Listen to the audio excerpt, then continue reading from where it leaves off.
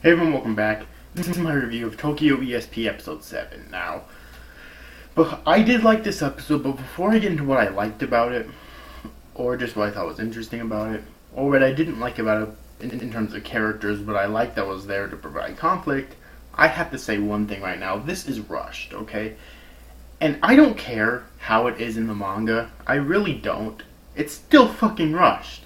If they're following the manga perfectly, that just means that the manga is rushed too. And let me explain how exactly. Okay? This training went by way too fucking fast, okay? Seriously, like, Rinka, in the beginning of this episode, lost horribly to that one guy. I forget what his name is because he doesn't seem that important yet. And like just a couple minutes later, she comes back and wins. It's like, that's kind of bullshit. Okay, it's went by way too fast. Therefore, it's rushed. Again, if the manga's like this, then the manga's rushed too. Okay. That being said, this episode wasn't shit. I actually kind of liked it. Okay. Especially the end of the episode. The end of the episode. God, that woman is such a bitch. Seriously, like, and considering that she's a politician, she's probably just gonna try to lock up her son and then brush it under the rug. Okay, because she's a politician. That's what they do. So yeah, I'm looking forward to the next episode, kind of, but I'm not looking forward to see what's gonna happen. Well, yeah, technically speaking, like, his Esper powers we learn in this episode is that he can see a few seconds into the future. Okay, but but the weakness is that his body's unable to keep up with his precognition, which is how Rinka was able to defeat him the second time because she realized this. Okay, so really, he doesn't have an Esper power that can like allow him to attack or allow him to get away quicker. Okay. And also, he can only see a few seconds in the future. He can't see, like, far into the future. So, because of the type of power that he has and its drawbacks, I don't think he'd be... I'm pretty sure in terms of getting away, in terms of attacking people trying to kill him, or in terms of escaping, he'd be just like any other human being, really. For the most part. So, yeah, I'm not looking forward to what's going to happen to him, because his mother's a politician. That's why.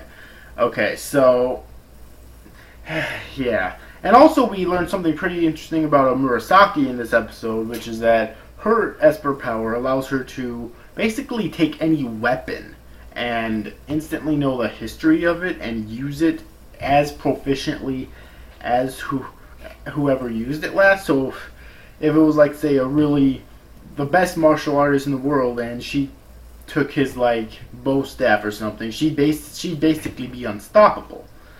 Or in this case, their nunchucks. But the drawback to this is that her body is unable to handle it yet. She'll basically have to train her body a shit ton in order to be able to handle that type of strain. So it's not really something that she can use all the time. She can in fact, in this episode, she said that she can only use it for up to 20 seconds. Okay. So that's kind of interesting right there, because without that, this power kind of OP, if you know what I mean, but that kind of makes it to where it's not too OP. Although it's still pretty cool, though, I have to admit. So overall, what I think of this episode in the end, it was a good episode. Okay, it really was. I very much enjoyed it. I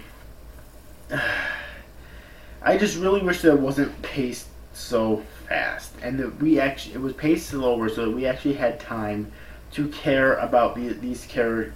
There's not only training and getting stronger, but also development. Because it's just going by way too fast, okay?